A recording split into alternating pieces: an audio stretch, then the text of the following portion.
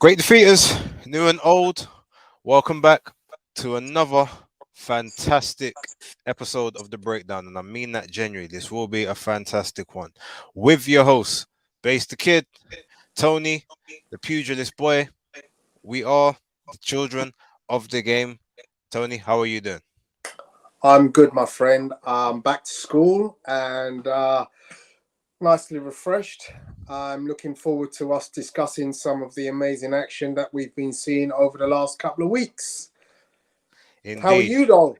I'm well, I'm refreshed, re-energized. I could be a little bit more oomphed at the moment, but I'm all good. I'm all good. Everyone, apologies for the couple minutes delay. Also, the Taraji versus Kiyoguchi fight we will discuss next week because technically it's a different week from the weekend just gone.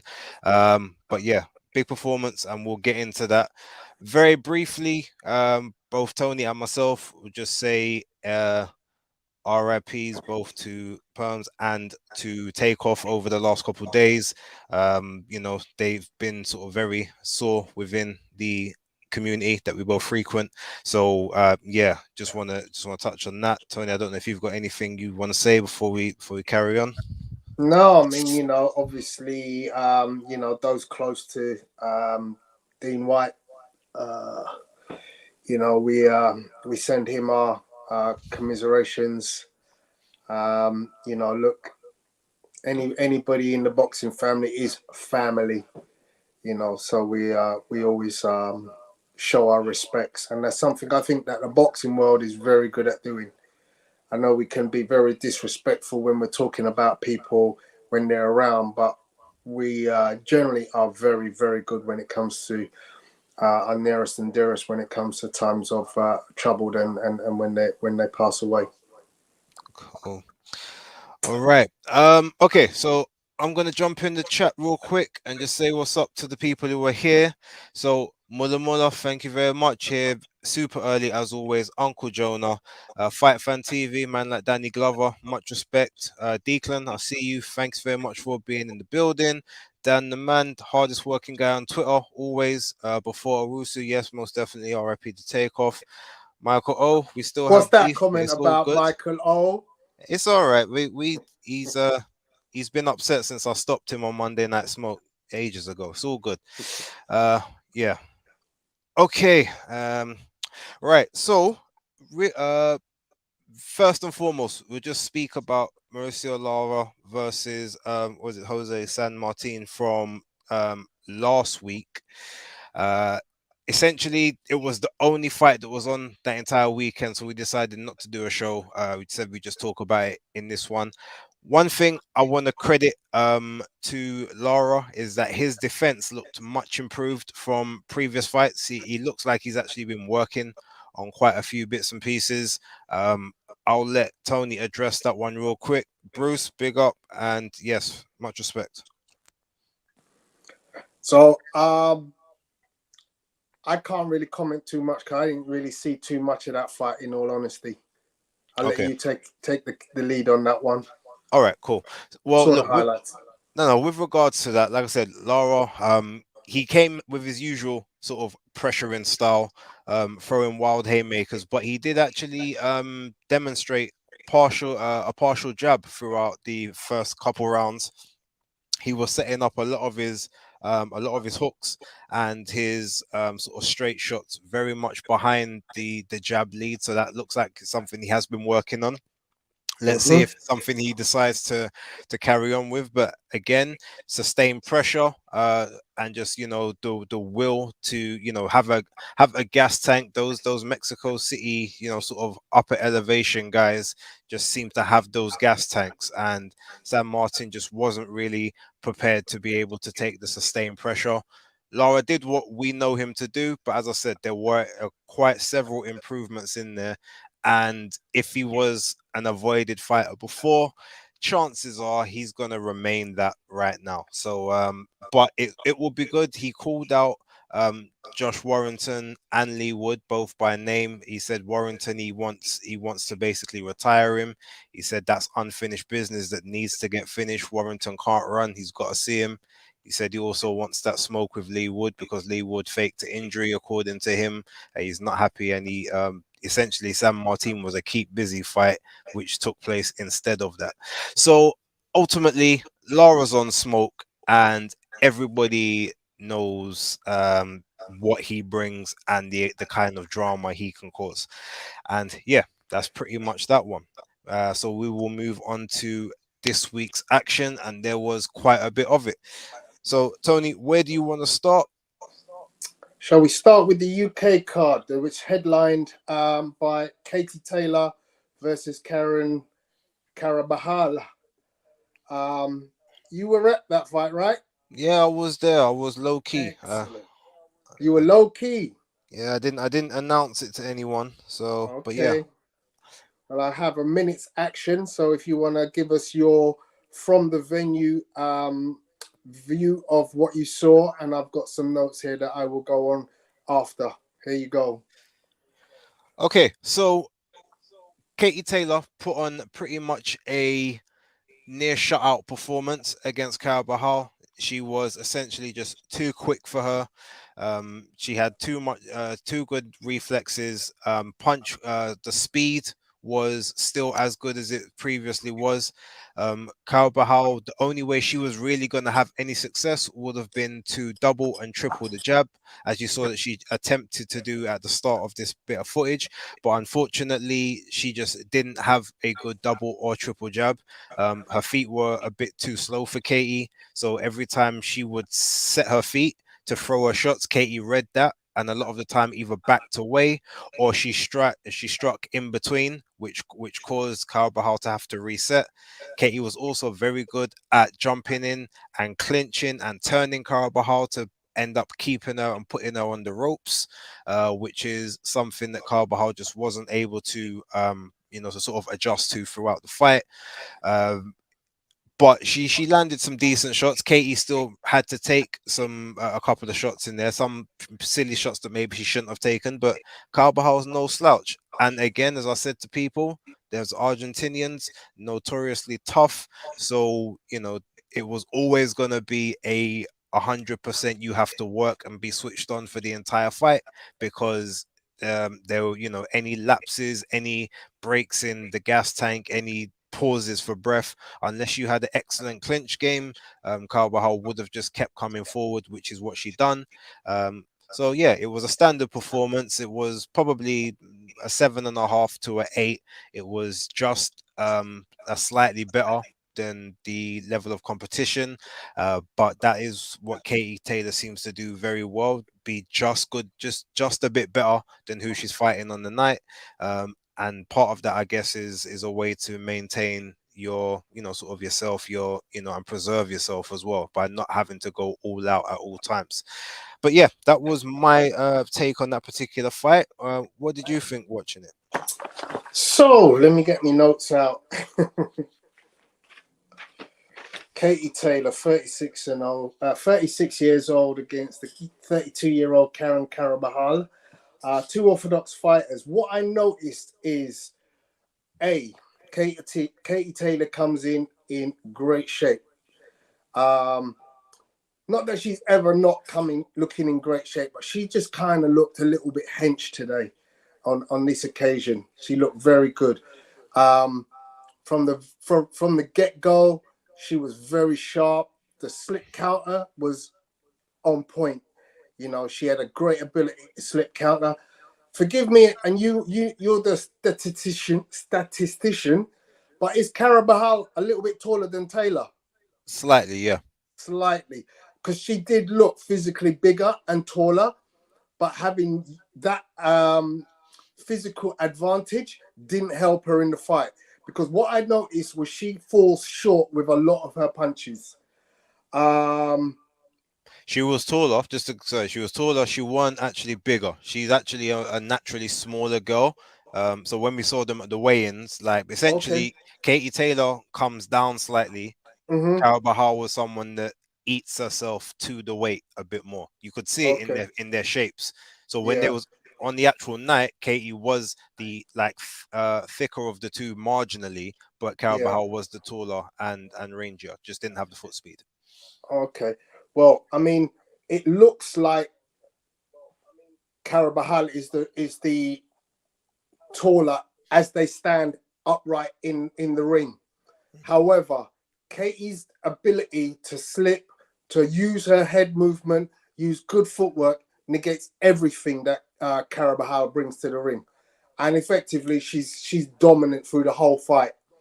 Um, Round four, great exchange. I mean, Carabahal obviously realizes I'm not in this fight. And this is what I like to see, that you sometimes go, why ain't the corner telling your fighter you're down? You know, if you're down 3 rounds to 0, you need to change something. And this was one of them rounds where you actively say, oh, the corner have obviously told her, you got to get in this fight. So she tries to up her levels. She tries to engage more. And we see some good exchanges.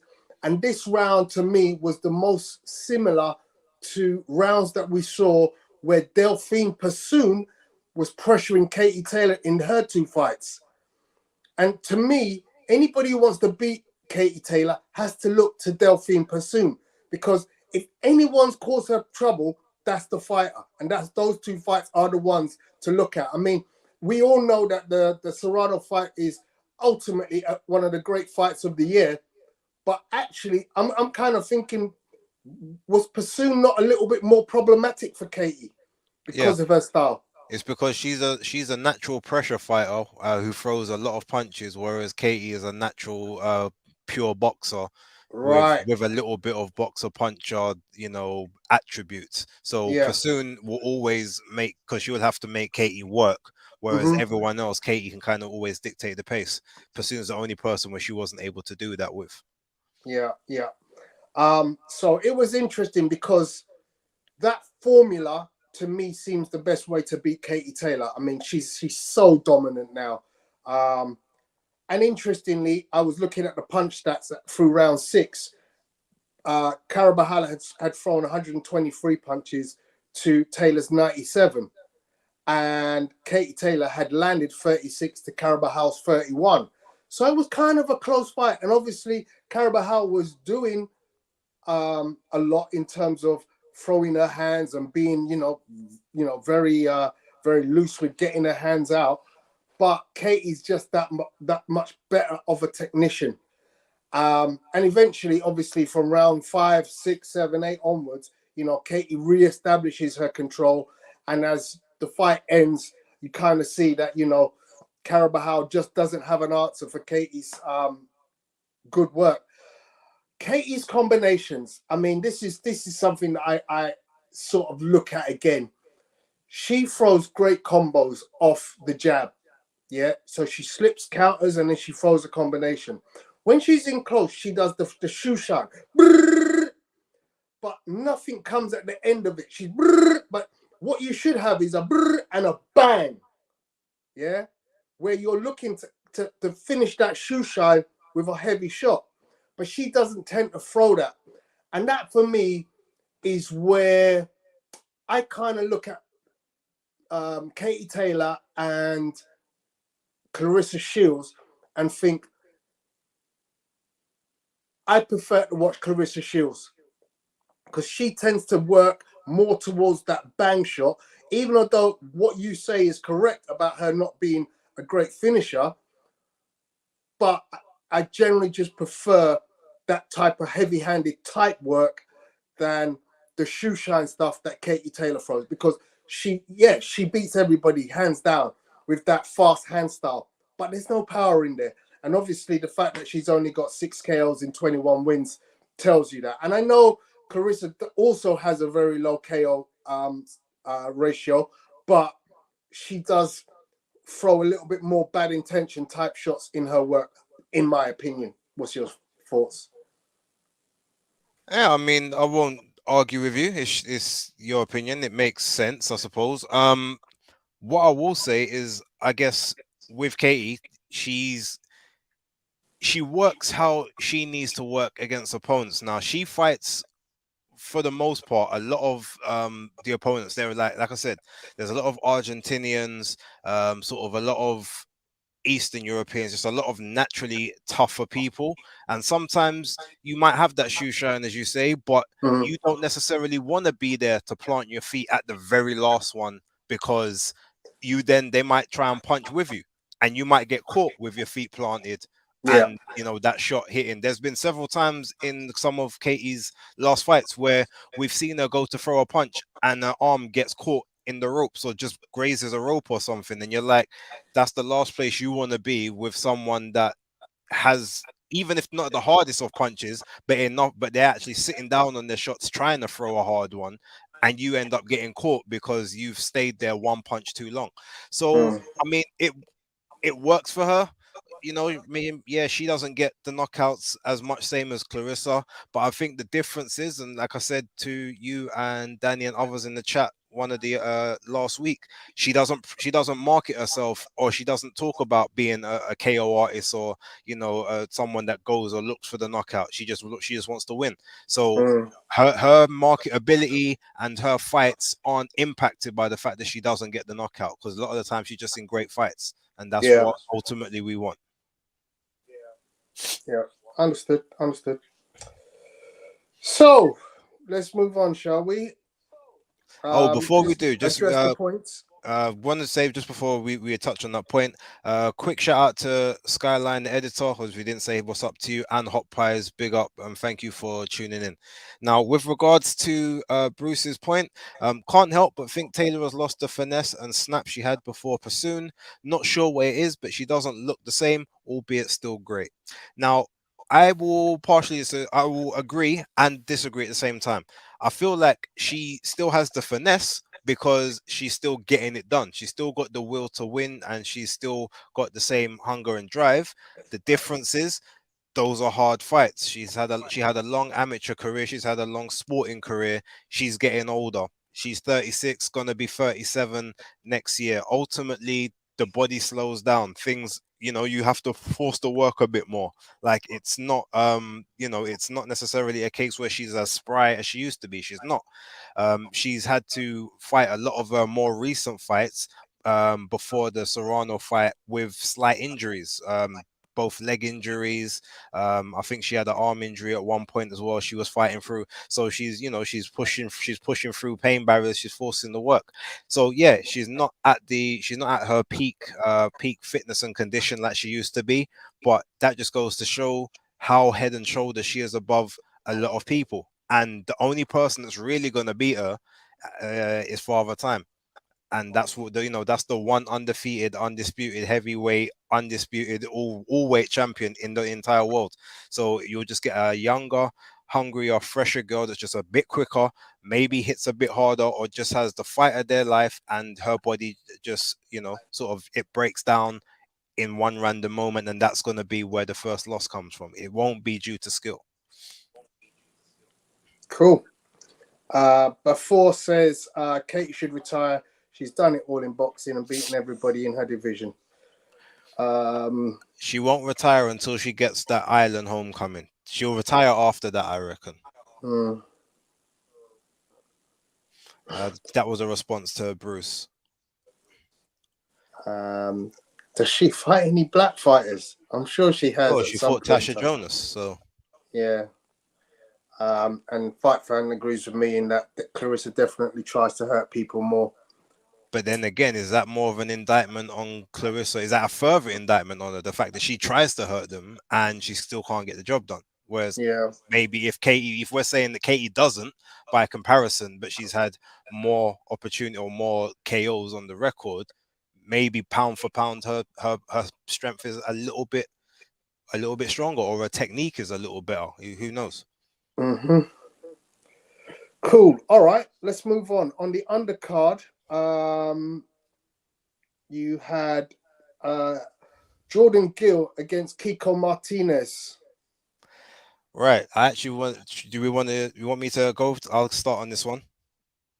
Yeah, because we got to call it for what it is. The Renaissance man, innit? Well, I mean, look, You did actually. I mean, I want to give you props because you actually mentioned about Kiko Martinez's gas tank and his work rate in your preview show. yeah. So this one, I actually thought that Jordan might win it. I thought he would, but I thought he would win it on movement, and keeping Kiko out essentially. But when the fight started, from the first round, I saw Jordan moving. He was moving well. He was trying to keep Kiko behind the jab.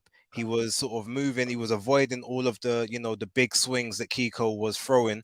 But one thing that I noticed is that every time Kiko threw something that even grazed Jordan, his whole demeanor changed every time. So I said, okay, I don't know if he can keep up this movement for 12 rounds because I've never actually seen him have to move that much so sort of so early in a fight or even at that sort of level. And basically first two rounds he done tremendously well. He dictated everything. But what I did know is that his jab, especially from the second round onwards, when he was trying to use it just as a rangefinder to throw some shots behind it, he was throwing out a very, very lazy jab. The first round, the jab was hard. It was a stiff jab. It was a ramrod. It was causing Kiko to have to keep resetting every time he was trying to come forward to plant his feet. From the second round, it started getting very lazy. It started being more probing, and you can't use a probing jab against someone like Kiko Martinez. Now, I was with one of my girls on Saturday, and the first thing I said to her in the second round Stop is, there, bro. Stop there. Are you allowed to say that? am I allowed to say what? I was with one of my girls. Yeah, it was like one of my girls. Like, What you what? try? You player? I don't know why you're trying to take it there, but That's what it sounds like, bro. one of my girlfriends, one of my homies. Like, what do you want me to say? Okay. All right. All right. All Anyway, right, big man. getting back to it now.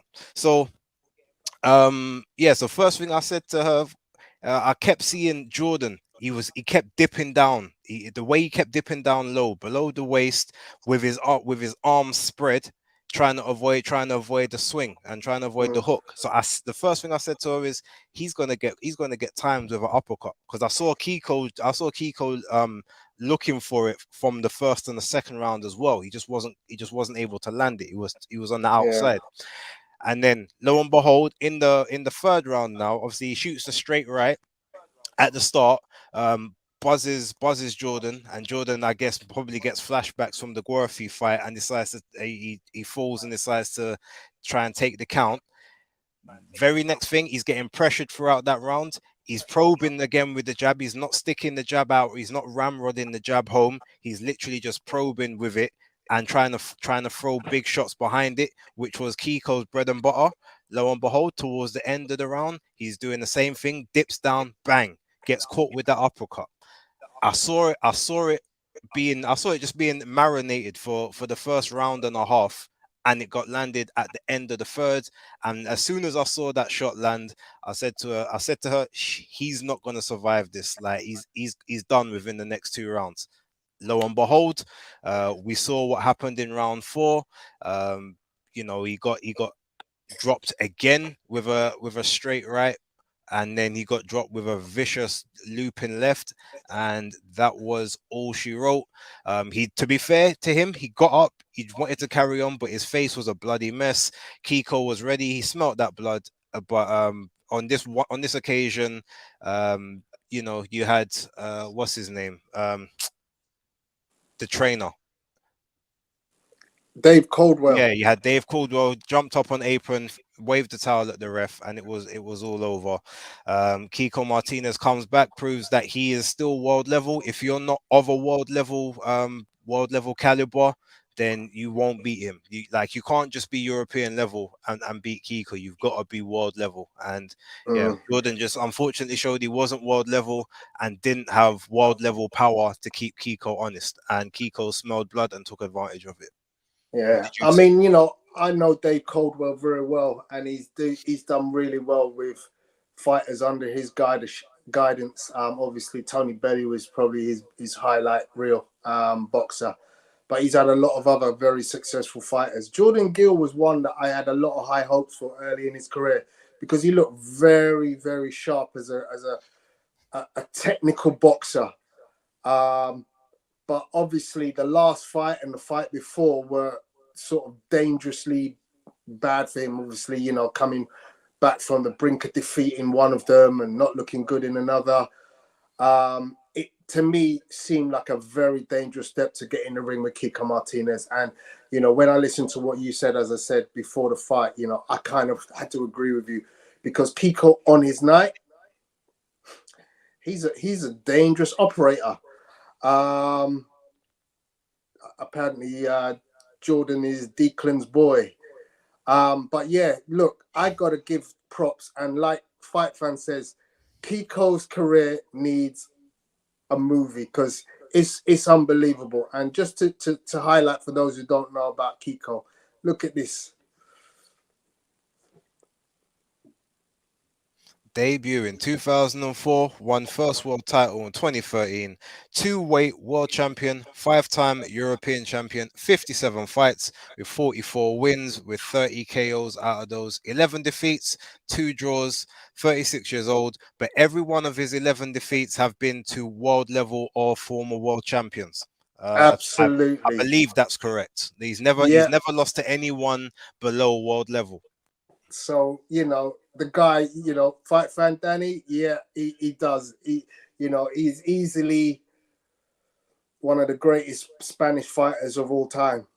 I would know. He is the greatest Spanish fighter of all time. I wouldn't disagree with you. Shout out to North Bank Bren in the chat. He just joined us. What's up, Bren? Declan says Jordan always goes into these fights with issues, never has an easy ride. I think he's now peaked. His levels are not going to get any better for me. He's not going to get past guys at that level of the game, unfortunately. As I said, I really like the guy, but I think it's just the last few fights have now shown me he's not going to get. Again, I said to my girlfriend that I think he should retire unless he wants to carry on at this level, because ultimately I think he had dreams of being the world champion or challenging for a world title. Unless he gets offered a shot, like voluntarily, I don't see that coming. And as Declan said, he's had a hard road. He never has an easy ride. He's always getting injured. Something's always going wrong. Maybe that's just his body now telling him this ain't the one that, maybe it's time to sort of bow out. I don't know what the money situation's like. I would hope that he doesn't necessarily need to box for money like that. But I wouldn't want to see him carry on past this if he doesn't have to. I don't know if he can recover and sort of come back stronger. I'm happy to be proved wrong, but that would be what I would want for him and his kind of career at this point. Yeah, shout out to Mauricio, who's just joined the chat as well. Big ups. Big up.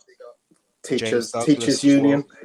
Well. Here's a quick question from North Bank Brent. Do we consider Kiko to be a gatekeeper, or is he still a little bit high level than that? No, he's a high level gatekeeper. Kiko essentially is a guy that still mixes it at the top, still has the abilities to win. So he's a sort of like a slightly just under contender level, because the guys at world level, generally speaking, will beat him. But anyone who's not, because normally a gatekeeper is someone that keeps it for the up and comers. If you have to be able to get past me to prove that you can get to the next level, whereas he's like, no, I'm better than those guys, but I just can't really beat the majority of the world class or the elite guys. So I would say he's a high level gatekeeper. He's the gatekeeper to the world championship. If you beat him, you can win the title. Okay, I'm happy with that. So let's move on. Also on the undercard was Ellie Scotney. Yep, she was facing Mary Romero. Now, full disclaimer, big up to Ellie, Catford Zone. I was speaking with her. I was actually talking with her yesterday. I was trying to get her to come on the show to speak with us just about her performance, but she was unavailable today. She did say that she would love to jump on at another time. So salute to Ellie. Now, she made what was supposed to be a quite difficult fight look easy. Um, Mary Romero is primarily a come forward pressure fighter. She throws, like, essentially she keeps sustained pressure. She stays on someone's chest and she throws hands. But Ellie Scotney was able to pretty much nullify that and even become the aggressor in the fight simply by using her speed of foot.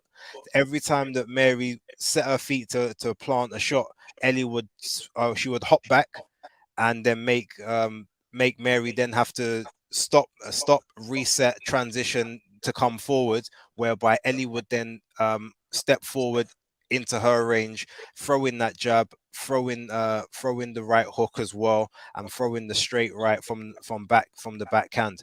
And it was just a case that Ellie was too quick, she was too sharp. Even the most success that Romero had was in the clinch, hitting when the ref told her not to. Um, and obviously, even and that just sort of made Ellie even more upset. She's like, "Okay, cool. If that's how you want to do it, we can do that." And Ellie just basically walked her around the ring, cut off the ring at points, followed her around at sometimes stalking her. You could see her quite visibly smiling through the gum shield. She was just having an amazing time. She showed her class. She showed her dominance, and she showed her high level skills against people that are supposed to be of a slight level above or with more experience. She just showed that she is one of the better competitors at super bantamweight. The only thing she doesn't exhibit at the moment is the punching power, but I'm sure that will come at some point. She won't finish her career without at least a couple knockouts on the docket. Big ups to her. She is now the EBU European champion and the number one contender for the IBF super bantamweight title held by Sugar Neeks Shanika Johnson, that we spoke about a few weeks ago. Um, I won't give my opinions here on sort of what route I think she should take, but yeah, performance wise, it was a near flawless performance. And she walked down the pressure fighter, which is not something that you normally expect from a pure boxer. But Ellie's definitely transitioning into more of a boxer puncher, just maybe without the full blown power behind it.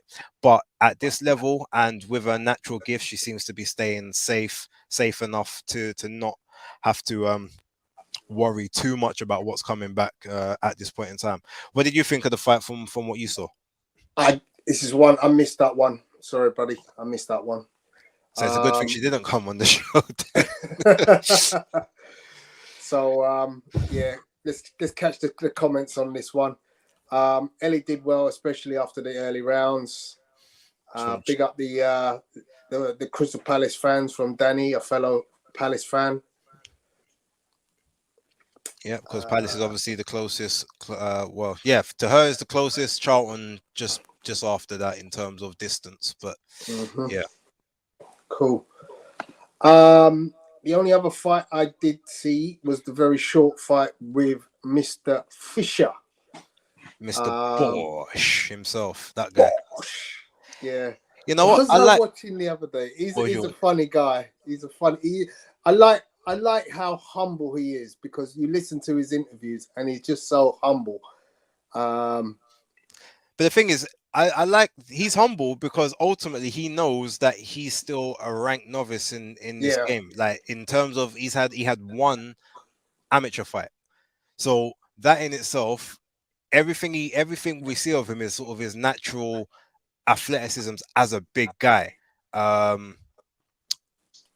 Yeah, ultimately. So yeah, just to address the point from Johnny Gaffer, no, Charlton isn't closer to Catford than Palace is. Palace is about 10 minutes away, and Charlton's about 15 to 20, depending on traffic. I live right by Catford, so I can tell you Palace is definitely closer.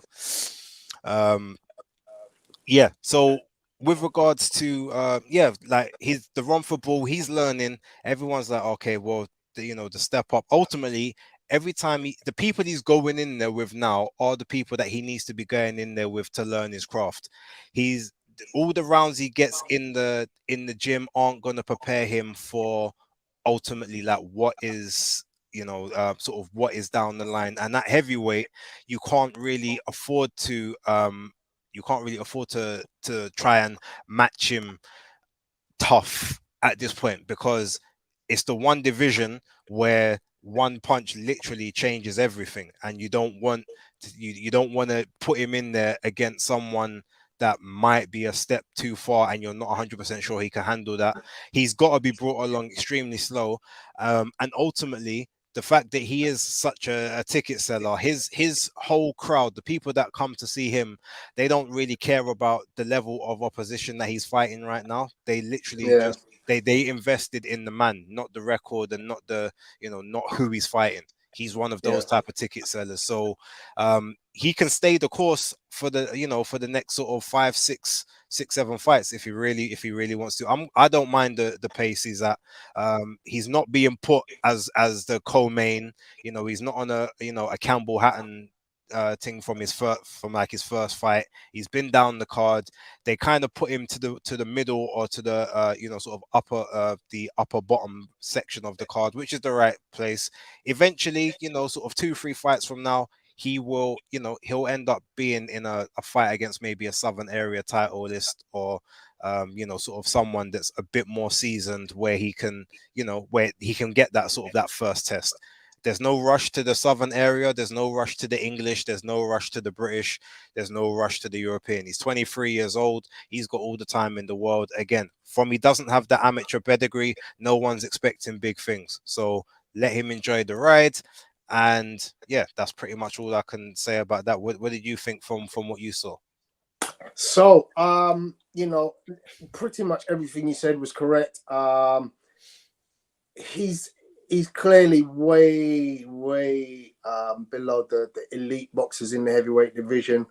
It's interesting. I know he does spar with Joe Joyce, and he gets himself around. So he's trying to get in amongst some really good fighters to get as much experience with the current crop of good heavyweights that we've got in Britain.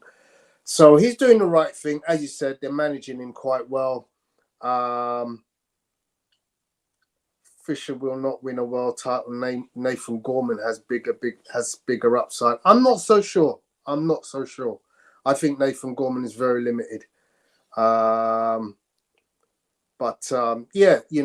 Good luck to him. I've actually got the clip, but I couldn't put it on because it's got sound. Yeah, don't worry about that. It's only 15 seconds. Oh, not that one. Not that one either. Where are you? Look at that smile.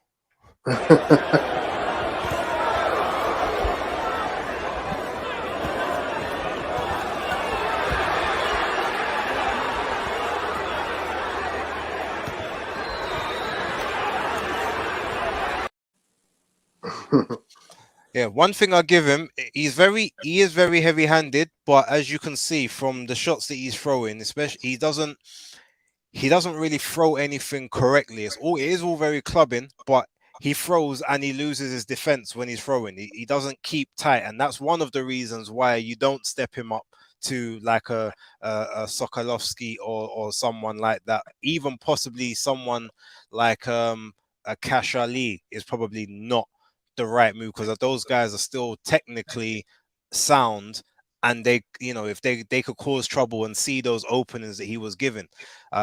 So yeah, in terms of his level, I actually agree with Maestro. I don't think he'll ever win a world title, but he doesn't have to.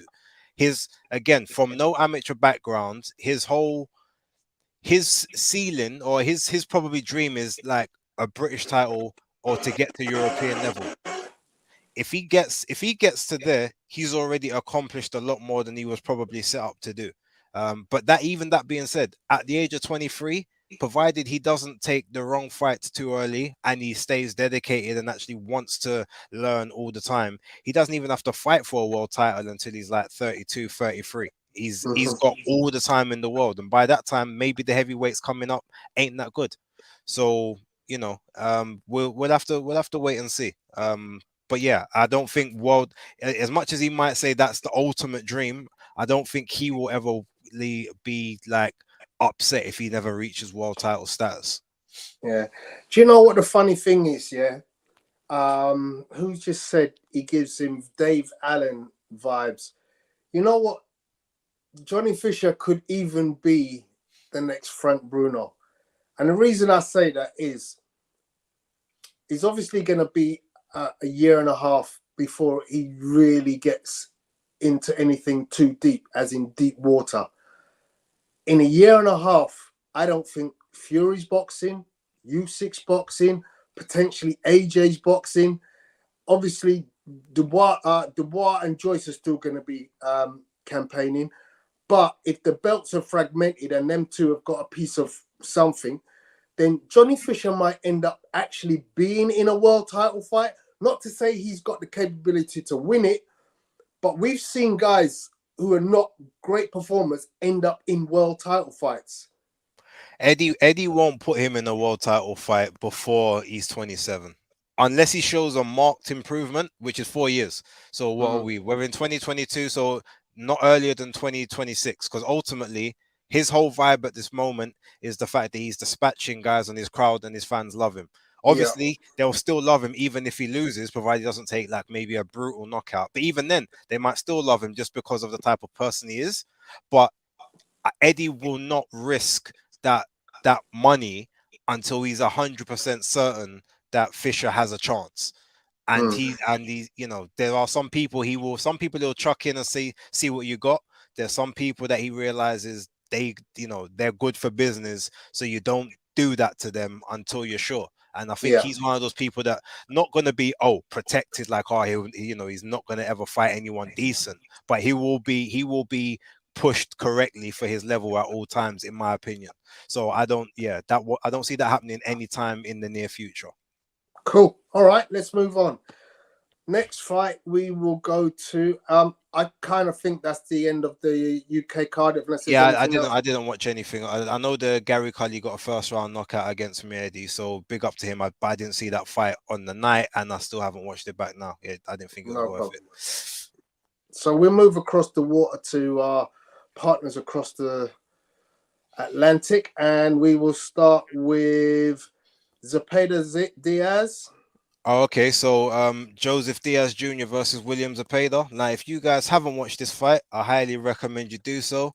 It was an amazing, action-packed, high level, high volume affair from Zapeda. Um, Joseph Diaz started a bit slow as he tends to do, but he landed the heavier eye-catching shots throughout the fight.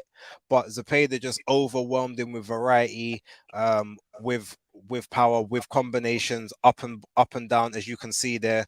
Sort of constant pressure. But one thing that that Jojo Diaz did, he had almost a very very tight and a very good guard throughout the entire fight. Yeah, he sort of had some damage around the eyes and stuff, but primarily he blocked and defended a lot of shots and showed toughness, because he was fighting at 136 pounds. Obviously previously coming up from 126, so he definitely got he's got a very very good chin, very good defense. But yeah, Zapata just wouldn't be denied. He threw punches, good combinations in and out. In my predictions video, I did say, because even though he's a southpaw and they're both southpaws, but he stands up very upright. He's not a tricky southpaw. He's very much a southpaw that can get hit. And on several occasions, he did get timed rather viciously. And probably if he didn't have as good a chin as he did, he probably would have hit the deck.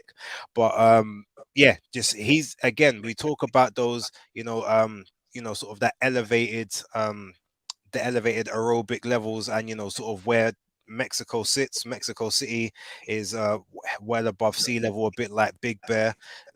People that train up there, that live up there, naturally just they're monsters with the gas tank, and that was Zapata. Like throughout 12 rounds, he threw, what was it, 1,536 punches. Like he broke CompuBox stats Yeah. as a 135 guy.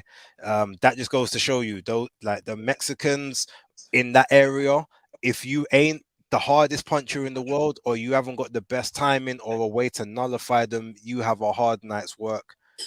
His footwork was pretty good. His movement, his range, everything on his side was just too frequent for Diaz. If he slowed down even just a little bit, Diaz, I reckon, would have even been able to take him out. Because Diaz showed, like I said, he threw the harder punches overall. The punches that he hit Zapeda with that visibly wobbled Zapeda, there wasn't that same reaction on the other way around, even though Diaz had a lot more like damage facially than Zapeda did. But it was a great little fight overall, and I thoroughly enjoyed it. I I mean, I wrote a lot of stuff down because I found this to be a very entertaining fight. As you started off the conversation, if you haven't seen the fight, go watch it. For the fact that there's so many punches, this was a very good fight to watch. Lot of action. But yeah, pretty much I have to just say what you just said is I hadn't really got much else different to what you said. What I will say is Zapeda body straight shots to the body, because Jojo Diaz comes in with the high guard.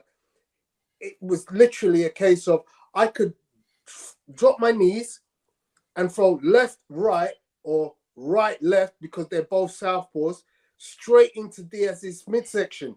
And that's something I don't see. It's very rare. You normally see people run the jab. You know, they eat the jab, and they're trying to get you to drop the hand. So they shoot you with the jab, and then they're looking for you to drop hands and come up over the top with something. Whereas in this fight, very often, Zapeda would actually just say, oh, no, okay, you want to have your hands up here and give me that stomach, I'm just going to take it. And not only would he rip it with the hooks, but he'd go in straight shots, boom, boom, straight down the middle, right into his tummy. And I'm like, yeah, very good technique from William Zapeda.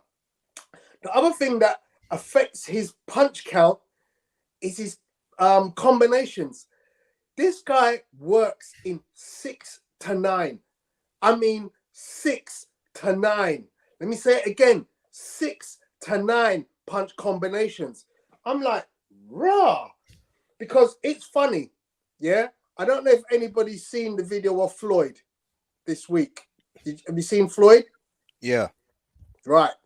When you see and hear what Floyd says, everybody's in the ring trying to replicate Floyd. Who does that? Ain't nobody doing it except Floyd. Yeah? But you're replicating his pad routines, but you ain't doing it. The guy who's actually throwing volume in the ring is William Zapeda. So 1,536 punches, I could totally understand you. Round 9. Was it round 9? Yeah, I've written it down. Round 9. Diaz comes and he launches something on Zapeda early in the round. And it looks like Zapeda's a little bit wobbled. But then he comes back with a 9-punch combination. And every single one of the 9 shots hits. I physically had to rewind and go, hang on a second. Did he just throw a 9-punch combination and hit with every single one? Yes, he did. And that is why this kid's a bit special for me, because he does stuff that you just don't see with most other guys. Now, obviously, he's in a super talented division. And what I want to ask you is, where do you think he fits in?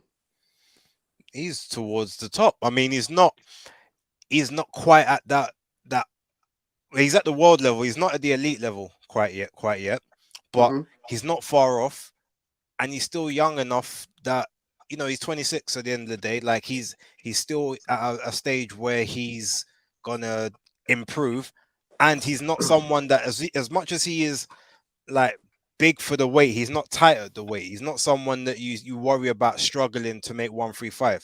So when Devin moves up, when Lomachenko's gone, even when Shakur probably decides to move up, like he can still be there. So him, Jermaine Ortiz, those guys will kind of be that next level when the others decide to pass on and move up to 140, and when Loma eventually decides to call it a day. And someone like Zapeda, I reckon he would probably be a nightmare currently for someone like Lomachenko. Just the volume, Absolutely, the absolutely. volume itself and the size and Mm, everything that sort of gets gets Lomachenko having to think and worry about. Like he's not going to worry about the footwork and the angles. He's literally just going to mm, throw his combos and something's going to land. Whether it's enough to take him out, it's going to keep Lomachenko busy, yeah. and that's probably his going to be the type of style that just he makes him decide it's not really worth it ultimately. Yeah. Maestro's just sent a message in saying Zapeda's problem is similar to Virgil Ortiz's problem. He's signed to Golden Boy, and Golden Boy doesn't have a roster of guys. Um, it's a weird one because it shouldn't be a problem. You know, we do say this pretty much every week about some fighter not getting fights at certain organizations, whether it be PBC, Matchroom, Wasserman, whatever it is. But I think as the boxing public, I think we've just got to be more optimistic about people saying, you know what, I'll allow my fighter to go elsewhere. Because, you know, it's interesting. We're talking about lightweights. We're going to look at Lomachenko in a second. And, you know, you look at those guys on the top rank side of the street and thinking to yourself, well, hang on a second. Devin Haney is a matchroom fighter, but he was given permission to do a 2-fight deal with Top Rank. Obviously, they got the option No, on the hold on. third fight. Let's clear that up. At the time, he wasn't actually a matchroom fighter. He was a free agent. His matchroom Okay. contract lapsed 2 fights before that, and he was on a fight by fight. So that's the reason he was able to. Obviously, Eddie said, "Look, go get the money," but Yeah, yeah. he doesn't have a Okay. say. He does to say, "Oh, well, you definitely coming back." He just hopes he just said, "Look, I'll come back afterwards," but there's Yeah. no guarantee that's going to happen if there's no fights for him. So yeah, I mean, you know, look, the fact that that's happened and you've seen a fighter go from one stable to another and get the job done, I just can hope. All I can do is hope that 2023 continues to have more of that type of engagement, because when you look at it, we've had a lot of crossovers this year. You know, whether it was Dillian White coming over to fight Fury, you know, Cambosis and Haney. So, you know, we've got that. I just hope it carries on.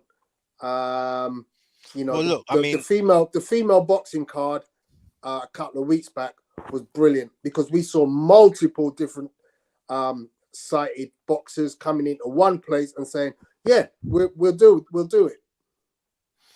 whilst well, I mean, to be honest, it was literally just Michaela and Elisa. Everyone else was boxer promoted. Oh, and Ginny, who I guess was top rank as well, Ginny Fuchs. What I will say with regards to Maestro's comment, I agree. Golden Boy obviously doesn't have that roster of guys, but they've still got enough there. You've still got guys that will make a noise. Like my fan favorite Blair the Flair, he's still floating around Yeah, in those sort of territories. But I mean, Matchroom will end up doing cross promotions. You'll get someone like Maxi Hughes end up fighting as a Zapeda or something like that, just because they're gonna have to team up together. yeah, You'll get you'll get other Europeans, so you'll be able to sort of get a squad of also runs who will be there ready to take the spot when those other guys move on. Because again, Haney, there's no guarantee he's going to stay with top rank after when he moves to 140. So that'll be him gone. You'll have Shakur, you'll have Jermaine Ortiz, and you'll have Lomachenko. Outside of those three, there's not a huge amount there, because then the other 135 person is Tank, who's on Mayweather Promotions or PBC Island, as a lot of us call it.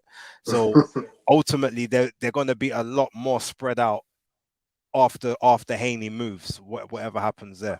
So yeah, I mean, look, there is those ones. The good thing about when you haven't got a lot of good guys or a lot of the division is you send your people out. You will concede to be in the B side, and you can make a lot of those fights, and hopefully we can see them.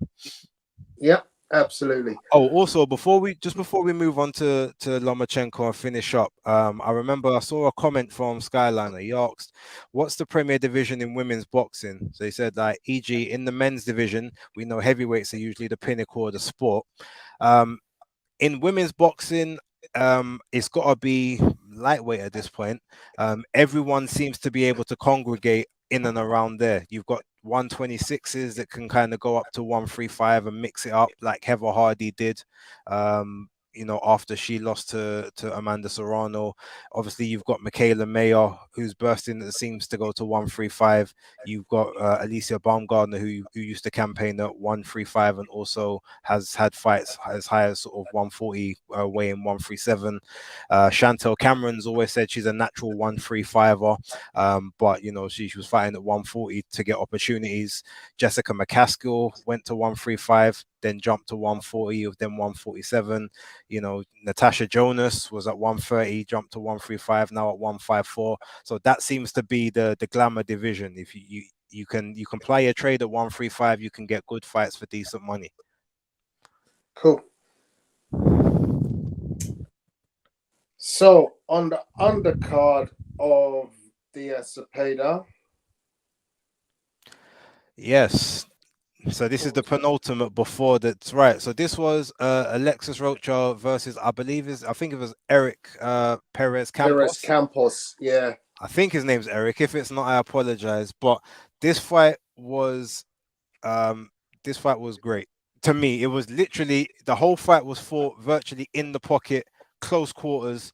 Rocha pretty much had his way with Campos, but he just couldn't be too defensively lax because Campos also came back with wild swings and heavy-handed shots as well. Campos took a beating pretty much from round one all the way to the end and managed to survive it. But as you can literally see there, they might as well have been fighting inside of a wheel tire because that's as close as they were the entire fight. They very rarely there was a backward step by anybody, and it was just a great inside fight to watch. It was the sort of the punch variety, the technical ability, the resolve of both people. Because again, as I said, Rocha got hit with some vicious stuff as well, but he managed to obviously nullify quite a bit of it by keeping close to the shorter guy. I found that fight highly entertaining as well. So again, if you haven't seen it, watch that. Even the Yalela Judica versus Mauricio fight, which was a world title fight for minimum, I think it was strawweight. Even that fight, that entire card was just full of fun fights. Just literally, if you haven't seen it, watch it. Yeah. So again, can't really say much different to what you said. You must have been over my shoulder looking at my notes when I was writing them down. But yeah, I found that fight to be highly entertaining. For some reason, Rocha doesn't use his natural gift of length. He's got length in the arms over Perez Campos, but he seemed quite comfortable trading on the inside, working close. Hooks. The hooks are dangerous. He launches in some beautiful hooks over the guard of Perez Campos. But in return for being dominant in that department, he gets his fair share of licks back because Perez Campos is not an easy ride, and he throws his fair of shots as well. And Rocha doesn't make it difficult for him to hit because he's right stood in front of you. There's no movement to be able to take him off center line and make him an opponent that's difficult to hit. I mean, to be fair, he doesn't normally fight like that. I literally think that he felt the easiest thing for him to do is to stay close to the short guy. Because normally you give a short guy enough room, they'll try and find ways to get underneath your guard and get away and get underneath. Whereas I think Keith just felt, because I'm the southpaw here, if I just stay on the outside of his foot, keep my body close, but I let off my short shots, I can nullify a lot of his heavier work or his ability to spring into a shot to catch me with something. And I think that was his thinking throughout the fight. And I also think that he did feel within sort of those first 4 to 5 rounds that he would have got him out of there. I think by the time it got to sort of round 6 or 7, he was surprised that Perez Campos was actually still there standing. And I think he did say that he hurt his hand in like the 5th or 6th of, he started throwing more arm punches at that point, which allowed Perez Campos to kind of get a bit more success. But he thought, I just literally think he didn't want him to, sort of any leaping left hooks or leaping right hooks or leaping shots to get any sort of like real power into anything. So I think that's why he decided to stay as close as he did. Yeah. But in the end, it was a comprehensive win for Alexis Rocha. Rocha. Scores of 99-91 and 100 to 90. So another one to be on the lookout for in the future. 21-1 is his new record, 13 KOs. Indeed, let's look out for him. Then we move across, if I'm not mistaken, to Lomachenko versus Jermaine Ortiz. Which was Abdullah. What card was Abdullah Mason on? He was on that card. It was on that card. Okay, because I just didn't want to go away before I addressed that one. I've got some bits from that. So Ortiz and Loma. Lomachenko, wow. I mean, this is a guy that I have heralded so many times. I've been to see him live. There was conversation yesterday about his drop-off on the Monday Night Smoke show. I've got to say, I think I've got to be honest and say, I think Father Time is catching up with him. I honestly think Father Time has just got to that point. Someone made a great point yesterday about the fact that, he's bagged so many rounds on film now that if you want to fight him, you've got more than enough material to be able to see exactly what he's going to do. You know how he's going to throw the jab, follow it with the combination. You know how he's going to step to your right and slip under your jab. Everything that he does is on film. And that makes it easier for a really good skilled boxing trainer to actually go and find a way to counter what he's going to do. Obviously, you still got to do it, which isn't the easiest thing in the world. But Jermaine Ortiz, to me, showed the flaws in Lomachenko, which I believe to be Father Time, as opposed to just out-and-out raw talent. I truly believe that had this fight occurred 3 years ago, Jermaine Ortiz doesn't hit Lomachenko nearly as much as he does.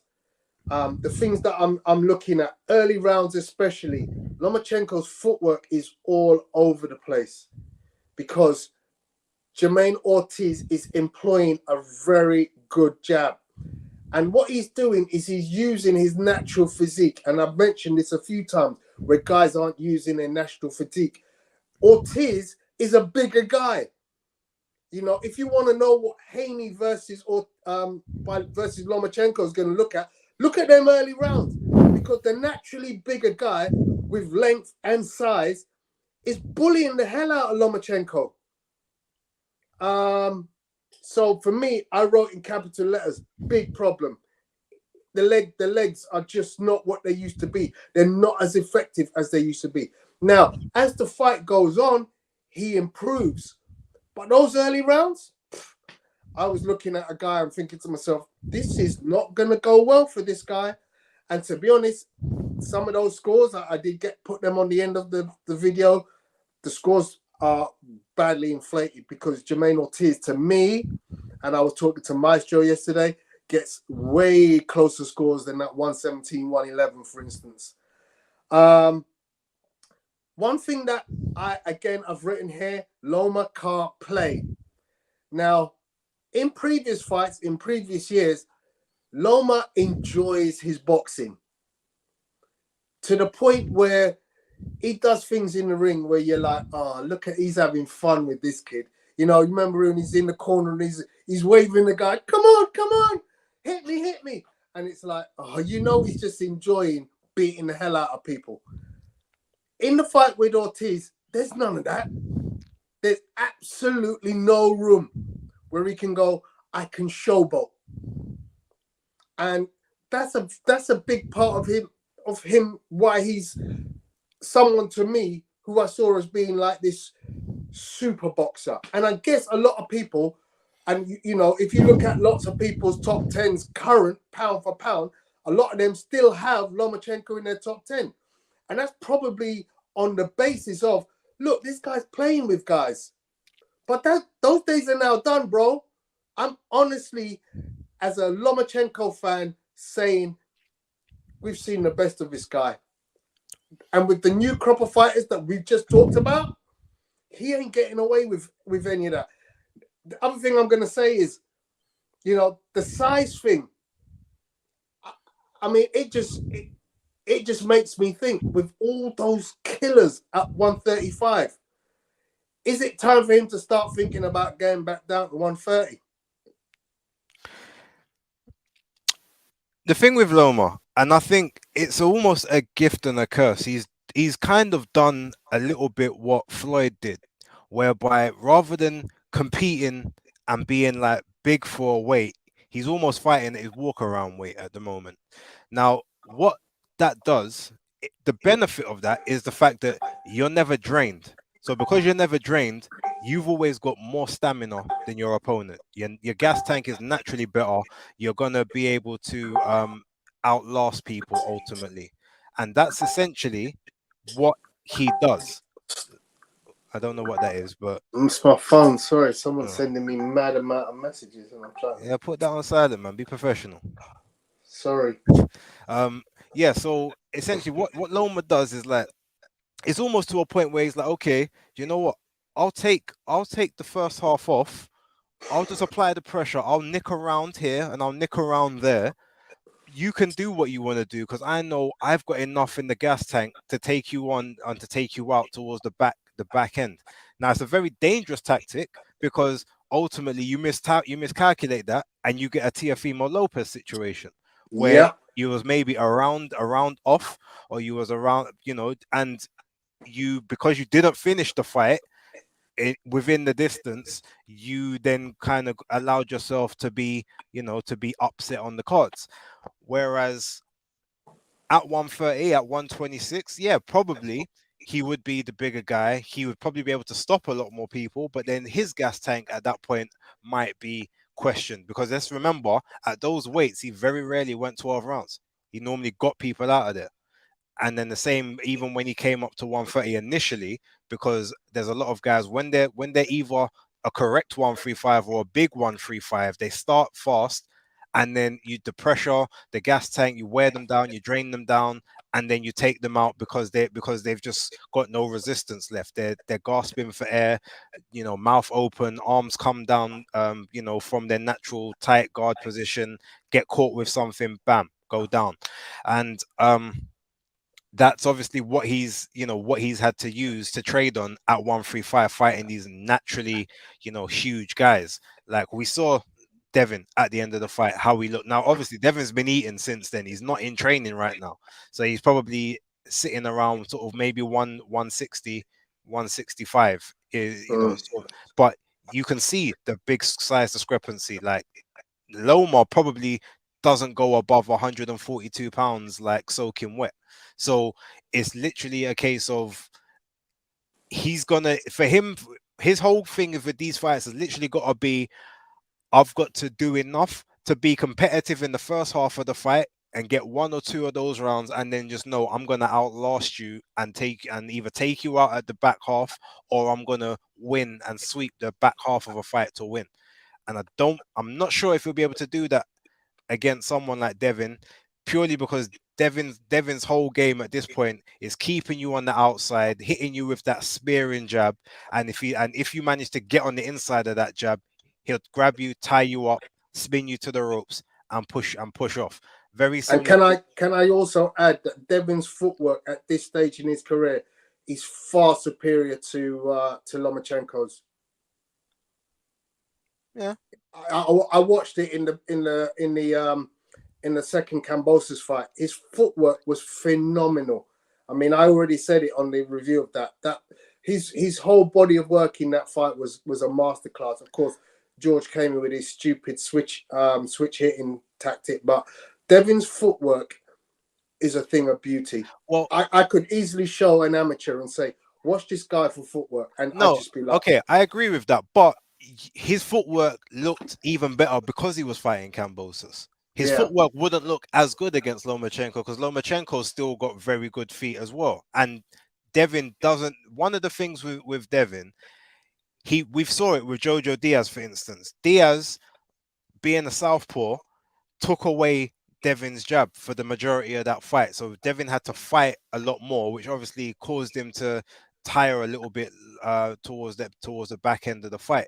Similar with Linares when Linares was fighting from southpaw. Like Devin finds it hard to spear the jab properly against southpaws. So he's got good enough feet and fast enough feet that he probably can turn with Lomachenko to prevent him from doing a lot of the angling and the tricks that he does do. But his footwork wouldn't look as impressive against someone with just as good a footwork in parity. But again, I agree with you because Cambosis' footwork was so good, so poor, it made Devin's footwork look even better. So I mean, Fight Fan Danny says Devin's foot placement is superior. Loma has better footwork, but Devin got better foot placement. I'm going to counter that, Danny, because I'm looking intensely at Loma's footwork in the fight on Saturday night against Jermaine Ortiz and thinking to myself, he's all over the place. His footwork is atrocious in some of the early rounds. As I said, it gets better as the fight goes on and he becomes more, he gets more in tune. But if he tries what he does in first 4 rounds, because he to me, he loses the first 4 rounds against Ortiz. His footwork is atrocious. So many times his feet are parallel, literally just parallel. You know, he's getting caught with hooks while his body is in some weird position. It's like, in the past, you could have got away with that. But against a guy like Ortiz, and Ortiz is good, but look how good Devin Haney is in comparison. So I just don't see Loma having better footwork at this stage. Historically, he might have done. But how much do we attribute that to, again, the layoff? We don't, because I don't think, Devin said it himself, I expect him to be much better in the next fight because he wouldn't have had 10 months out of the ring. He'd probably have 4 or 5 months. So he's a rhythm fighter. He's a person that needs that activity and that rhythm to stay sharp. So he takes him a while to get into that rhythm. Remember, when the pandemic happened with Tio, the same thing happened in that fight. But then when it came to Nakatani and Comey, he was razor sharp. Until such a time as then he's had the layoff again, and it takes him time to get back into that rhythm. So that might just be his detriment. And the good thing is, the good thing that's going to work in his favor, Devin can't afford to let this fight go 6 months, 7 months, 8 months down the line, because at that point, if he comes back to fight him, he will be dead at the weight, literally. So he needs the fight to happen as soon as possible, which benefits Loma. Yep. I mean, Robert Brony, your point. Yes, as Space has just said, Loma has come back from a long layoff. He's been fighting on the streets of Ukraine.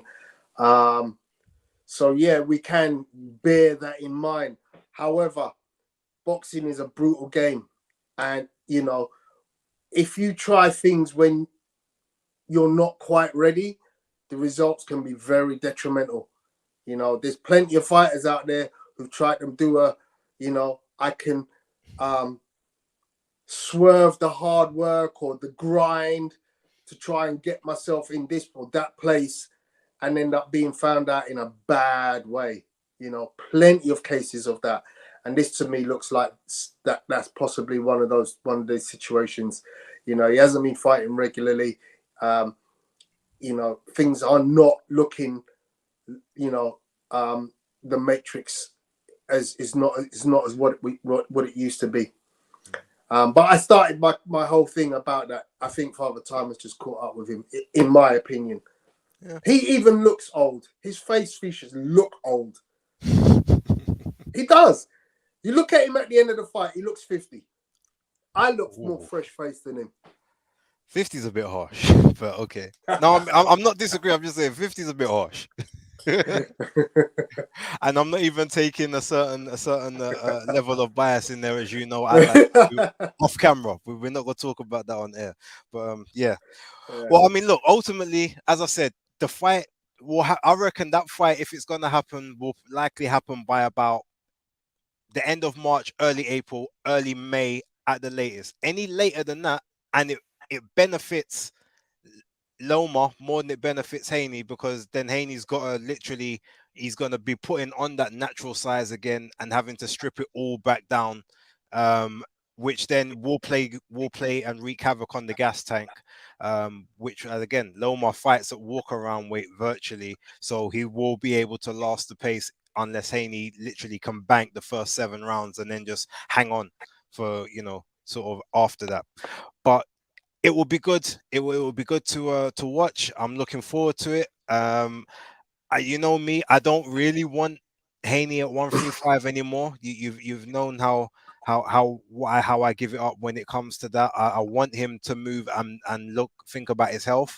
But if that's the big fight and he feels he can do it, go to the world one more time, then cool. And in regards to Danny's point, you think you look younger than everybody, Tony. Even you know what? That's true, because you came on some pretty boy flyboy thing. I was like, okay, I hear What do you. you mean? You What? couldn't you couldn't wait to get on the microphone. No one invited you up there. Tony was like, look at my suit, look at my grays, look at, he's not even grey, it's silver. He was like, look at my Look silvers. how this guy's doing me bad You now. no man, you We're was gonna like have to this take now. this elsewhere. We're You gonna said have to take the this silvers were elsewhere. shining. I won't get up there. Everyone needs to see my face. That's how you gave up for Oh, that you night. man are taking you guys.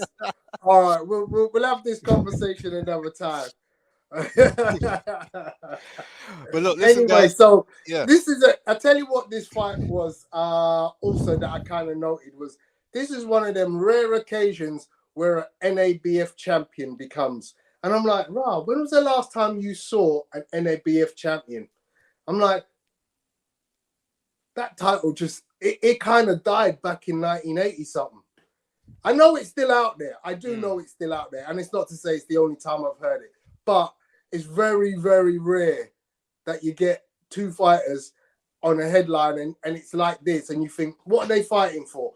You'd probably think, oh, it's going to be for some intercontinental or interim or, some sub-level WBC, WBA, IBF, IBO, WBA, WBO title.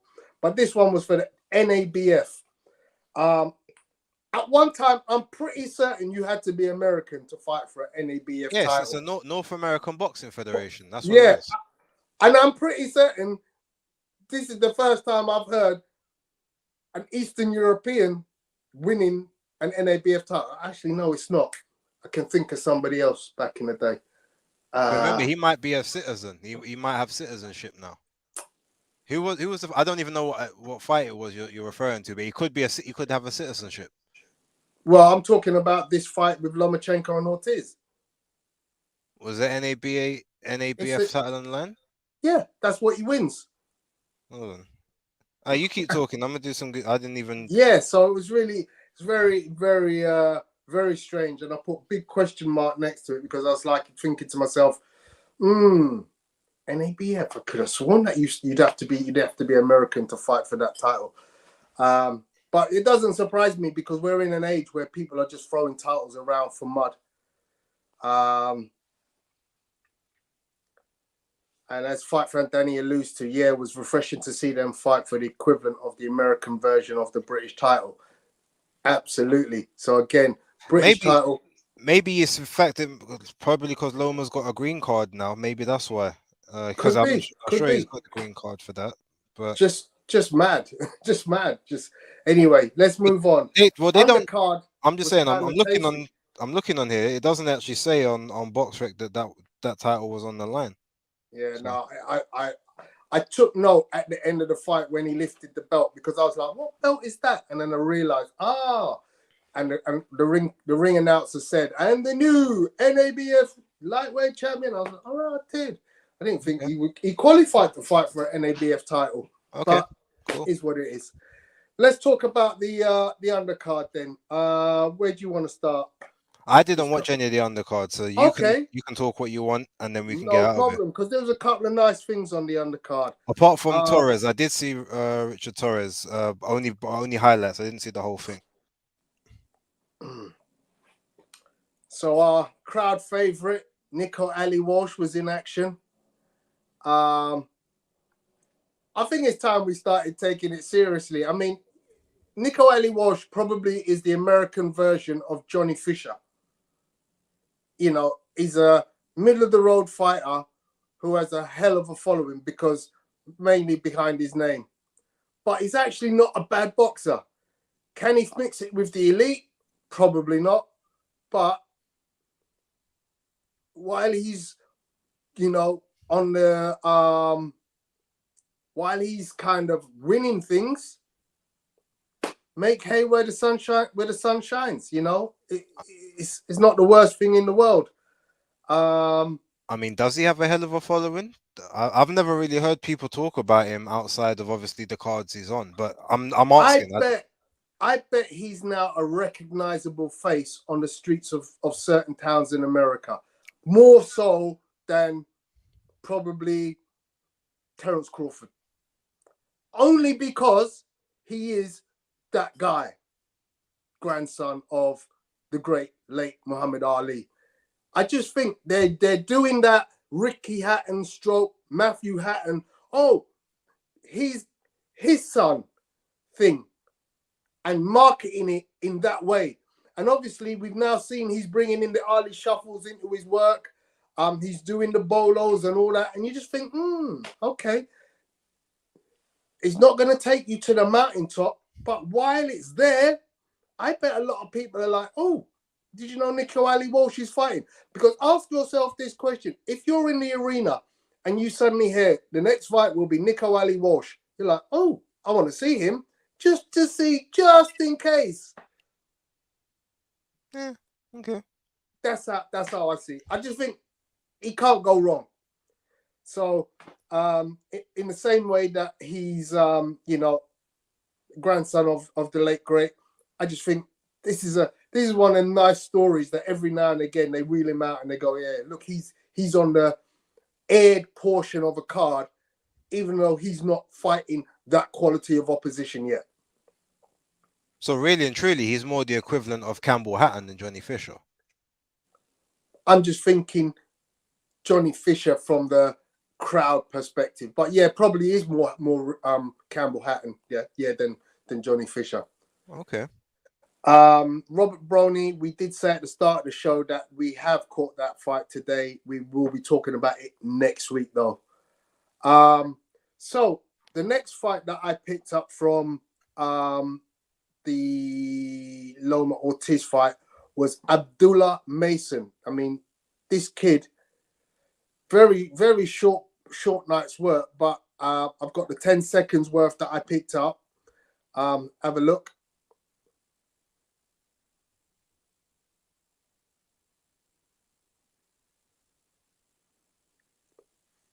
Now, that might not show you a great deal to be able to fathom how good this kid is, but look who's looking and saying,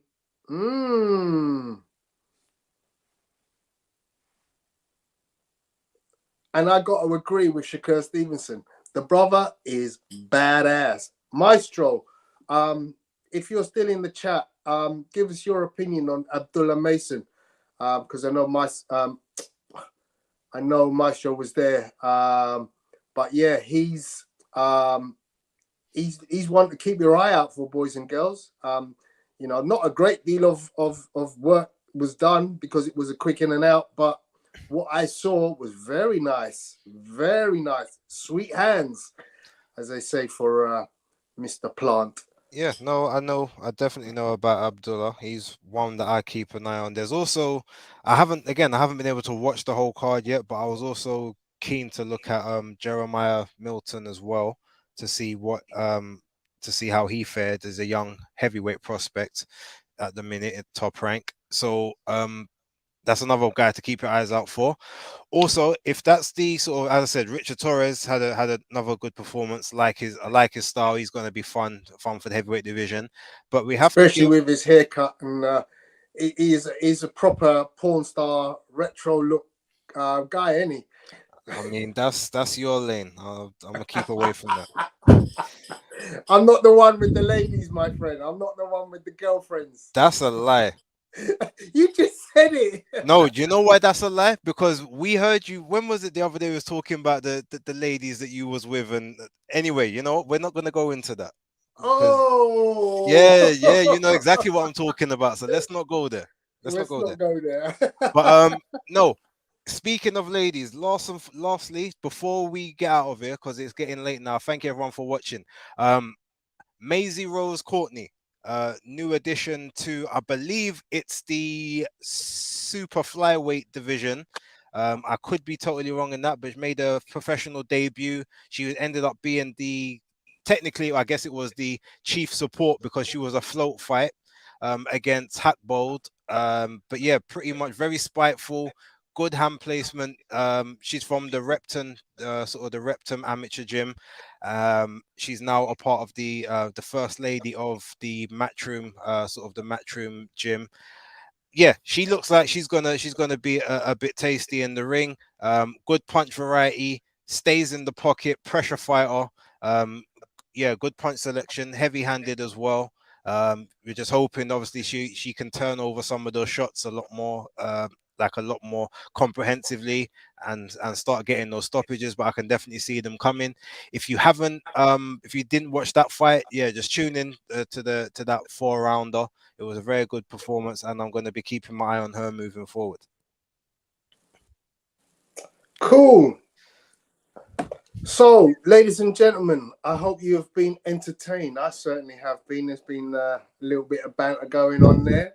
Yeah. It's been a good weekend. Gonna be another good weekend coming up. There was talk yesterday about boxing not being where it wants to be and us missing out on some really big fights for the end of the year. Significantly, of course, Terence Crawford against Errol Spence. Someone did write in the chat earlier that it looks like Spence versus Thurman is potentially made For December 17th, I think it was. Yeah, well, as we say, we don't talk about fights that ain't happened here. So Yeah, when it gets signed and when it gets watched, we'll talk about it. Yeah, but we can at least say that it's potentially something. But there are still lots of matches coming up before the end of the year. As we've said, the Taraji fight today, a unification fight at super flyweight. We'll review that next week's show, as well as this weekend's coming action, which includes a huge matchup between Dimitri Bivol and Ramirez.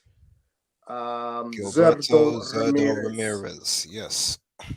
Which I know Maestro has a huge interest in, because I know he's a big fan of Zerdo Ramirez. But guys, everybody, keep them peeled. Enjoy your boxing this weekend. Enjoy fireworks if you're going to fireworks parties. There should be lots of fireworks both in and outside the ring. And we'll see you again next week. Thursday night, there may be a pod from KG and Travis, so look out for that. Oh, by the way, if you haven't already got it, get them tickets. Get them tickets, boys and girls. Where did I put it? Where is it? Too bold, too hilarious. There we go.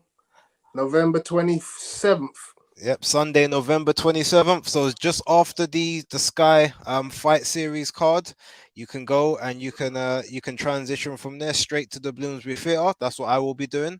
So yes, get your tickets. You see me there. You'll see Tony there. Danny Glover, Fight Fan TV. He'll be there. I'm sure North Bank Bren will be there, and everyone else from the great defeaters. You don't want to be the one that misses out.